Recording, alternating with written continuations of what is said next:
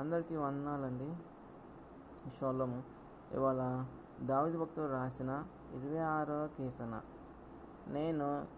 యెహోవా, నేను యథార్థవంతుడనై ప్రవర్తించుచున్నాను, నాకు తీర్పు తీర్చుము.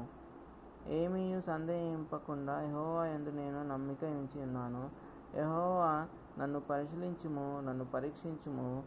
నా అంతరింద్రియములను, నా హృదయమును పరిశోధించుము. నీ కృప నా కన్నుల ఎదుట నుంచుకొని ఉన్నాను. నీ సత్యము ననుసరించి నడుచుకొనుచున్నాను. పనికి మాలిన వారితో నేను సాంగత్యము చేయను, వేషధారులతో పొందు చేయను. దుష్టుల సంగము నాకు అసహ్యము, భక్తిహీనులతో సాంగత్యము చేయను. నిర్దోషినని నా చేతిలో కడుకొందును. యెహోవా, నీ బలిపీఠము చుట్టూ ప్రదక్షిణము చేయుదును. అచట కృతజ్ఞతాస్తుతులు చెల్లింతును, నీ ఆశ్చర్య కార్యములను వివరింతును. యెహోవా, నీ నివాస మందిరమును, నీ తేజో మహిమను నిలుచు స్థలమును నేను ప్రేమించుచున్నాను. పాపులతో నా ప్రాణమును చేర్చకుము, నరహంతకులతో నా జీవమును చేర్చకుము. వారి చేతిలో దుష్కార్యములు కలవు, వారి కుడి చేయి లంచములతో నిండి ఉన్నది. నేను యథార్థవంతుడనై నడుచుకొనుచున్నాను. నన్ను విమోచింపుము, నన్ను కరుణింపుము. సమభూమిలో నా పాదము నిలిపి ఉన్నాను, సమాజంలో యెహోవాను స్తుతించెదను. దావీదు భక్తుడు ఇక్కడ ఈ దావీదు భక్తుడు రాసిన కీర్తన. దీంట్లో దావీదు ప్రార్థిస్తున్నాడు ఏమని? నన్ను పరీక్షించుము అని, నన్ను పరిశోధించుమని, నన్ను అప్రూవల్ చేయమని ప్రార్థిస్తున్నాడు. ఈ అధ్యాయంలో మనం చూసినట్లయితే న్యాయం కొరకైన దావీదు చేసిన ప్రార్థన, యథార్థవంతుని యొక్క ప్రార్థన. దీంట్లో ఏమంటున్నాడు దావీదు భక్తుడు? నన్ను పరిశీలించుము అంటున్నాడు, నన్ను పరిశోధించుము అంటున్నాడు, నన్ను పరీక్షించుము అంటున్నాడు. ఇలా దావీదు భక్తుడు దేవుని యొద్ద ప్రార్థిస్తున్నాడు. 2వ వచనంలో మనం చూసినట్లయితే అలాగే ఆయన యథార్థవంతుడుగా ఉన్నానని తను చెప్పుకుంటున్నాడు దావీదు భక్తుడు. 1 నుంచి 2 అధ్యాయాల్లో చూసినట్లయితే అలాగే దావీదు యొక్క హృదయము జీవితం తెలియజేస్తుంది. ఈ అధ్యాయంలో తనకున్న యథార్థతను బట్టి, పరిశోధనను బట్టి తన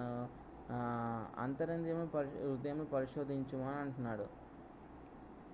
అలాగే నిర్దోషత్వాన్ని కూడా తెలియజేస్తున్నాడు, నేను నిర్దోషంగా ఉన్నానని. తన భక్తిహీనులతో సాంగత్యం చేయను, నేను నిర్దోషినని నా చేతులు కడుక్కొందును అంటున్నాడు. నిర్దోషంగా ఉన్నాను, ఏ పాపం ఎరగను అని. యెహోవా, నీ బలిపీఠం చుట్టూ ప్రదక్షిణ చేయుదును, అచట నేను కృతజ్ఞతాస్తుతులు చెల్లింతును. ఆయన బలిపీఠం చుట్టూ ప్రదక్షిణలు చేసి అలాగే కృతజ్ఞతాస్తుతులు చెల్లిస్తానంటున్నాడు దావీదు భక్తుడు. అలాగే దేవుణ్ణి నిన్నే ప్రేమిస్తున్నాను, నాకున్నది నువ్వే నా ఆధారము, నీ తేజమయం స్థలముతో నేను నిన్ను ప్రేమిస్తున్నాను అంటున్నాడు. ప్రత్యక్షించుకుంటున్నాను అంటున్నాడు, ప్రత్యేకంగా ఉంటాను అంటున్నాడు. అలాగే మనం చూసినట్లయితే యథార్థంగా ఈ అధ్యాయంలో మనం చూసినట్లయితే దావీదు నుండి దేవుడికి ప్రార్థించుకుంటున్నాడు, దుష్టుల నుండి నన్ను రక్షించుము. ఎందుకనగా యథార్థంగా నేను నడుస్తున్నాను, నేను యథార్థంగా జీవిస్తున్నాను, నేను స్థిరముగా నిలుచుచున్నాను, నిన్నే ప్రేమిస్తున్నాను, నీ సత్యమును అనుసరించుచున్నాను అని ప్రార్థిస్తున్నాడు. దీంట్లో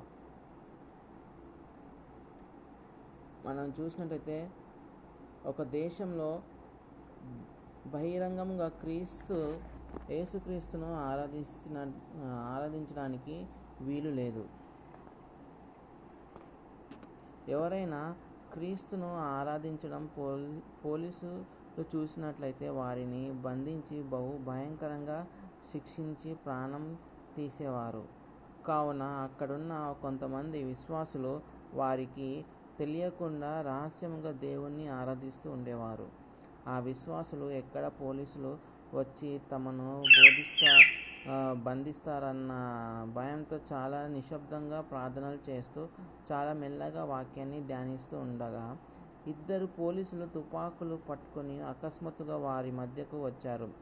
ఒక్కసారిగా పోలీసులు రావడంతో ఆ విశ్వాసులు బహుగా భీతి చెందారు. అప్పుడు వారిద్దరిలో ఒక పోలీసు వారిని తుపాకీతో మరింత భయపెడుతూ, క్రీస్తును ఆరాధిస్తున్న మీ ప్రాణాలు తీయడానికి వచ్చాము. యేసు దేవుడు కాదని, ఆయనను మేము నమ్మటలేదని చెప్పి యేసును బహిరంగంగా తిరస్కరిస్తే మిమ్ములను విడిచిపెట్టేస్తాం. మీరు ప్రశాంతంగా ఇక్కడి నుంచి బయటకు వెళ్ళిపోవచ్చు. కానీ ఎవరైతే యేసే నిజమైన దేవుడు, ఆయనే మేము ఆరాధిస్తాము అని అంటారో వారి ప్రాణాలు మాత్రం గాలిలో కలిసిపోతాయి. యేసు కావాలో ప్రాణాలు కావాలో మీరే నిర్ణయించుకోండి అని అనేసరికి అందులో ఉన్న అనేక మంది యేసు మాకు వద్దు, ప్రాణమే కావాలని ఒకరి తర్వాత ఒకరు నెమ్మదిగా బయటకు వెళ్ళిపోయారు. కానీ వారిలో 10 మంది విశ్వాసులు ధైర్యంగా అక్కడే నిలబడి రాజులకు రాజైన ప్రభులకు ప్రభువైన ఆ యేసు మాలాంటి పాపిష్టి వారి కోసం తన ప్రాణాలనే బలిగా అర్పించేశాడు. అటువంటి దేవుని కొరకు మాలాంటి పాపిష్టుల మనుషుల ప్రాణాలు పోగొట్టుకోవడం గొప్ప విషయం లేనే లేదు. యేసును నమ్ముకున్నందుకు మీరు మమ్మల్ని చంపాలనుకుంటే చంపండి, మేము మా ప్రాణాలైనా పోగొట్టుకుంటాము. కానీ దేవాది దేవుడైన క్రీస్తు కోసం మాత్రం తిరస్కరించమని చెప్పి ధైర్యంగా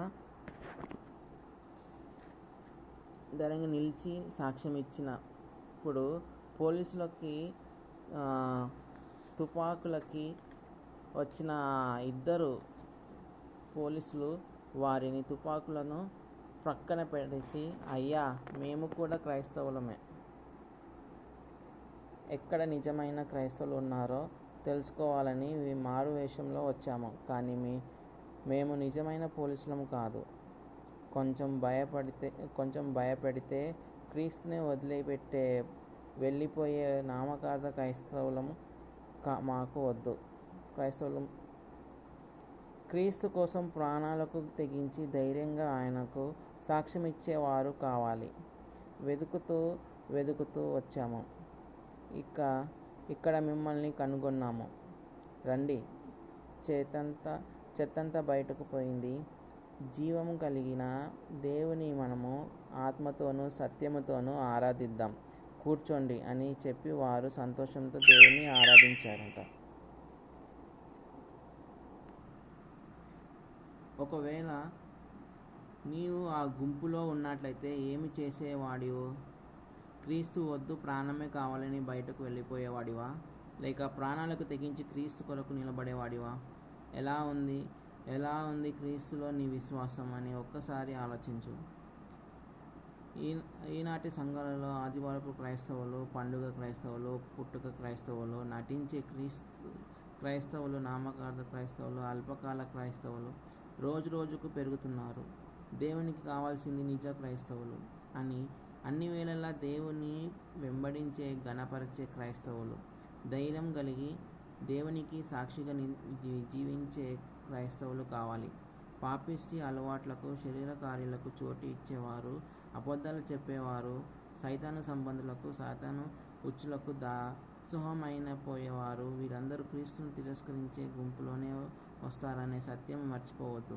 నీవు క్రీస్తును అంగీకరించినట్లయితే, నీవు ఆయనను ప్రేమిస్తున్నట్లయితే ఆయనను ఆశించినట్టుగా పరిశుద్ధముగాను రోషము కలిగి జీవిస్తావు. ఆయనను గూర్చి ధైర్యంగా సాక్ష్యమిస్తావు. మరియు ఆత్మను చంపనేరక దేహమునే చంపు వారికి భయపడకుడి గాని ఆత్మను దేహమును కూడా నరకంలో నశింపజేయు వారికి గలవానికి మిక్కిలి భయపడుడి అని వాక్యం సెలవిస్తుంది. మనుషుల ఎదుట నన్ను ఒప్పుకొని వాడెవడో పరలోకమందున నా తండ్రి ఎదుట నేనును వానిని ఒప్పుకొందును అంటున్నారు. షద్రక్, మేషక్, అబేద్నెగోలను చూసినట్లయితే వారు మనుషుల ఎదుట, రాజుల ఎదుట ఒప్పుకున్నారు, మా యేసే మా దేవుడు, యెహోవాయే మా దేవుడని. ఆయన ఆ కష్టంలో రాజు వారిని కష్టపెట్టినప్పటికీ కూడా ధైర్యంతో నిలబడ్డారు. కాబట్టి దేవుడు వారి ఎంత ప్రత్యక్షపరుచుకున్నాడు. ఆల్రెడీ గత అందరికీ తెలిసిందే. కాబట్టి మన విశ్వాసం దేవుడి కోసం రోషం కలిగి జీవించాలి, పరిశుద్ధం కలిగి జీవించేలాగా మనం ముందుకు సాగాలి. ప్రార్థించుకుందాం.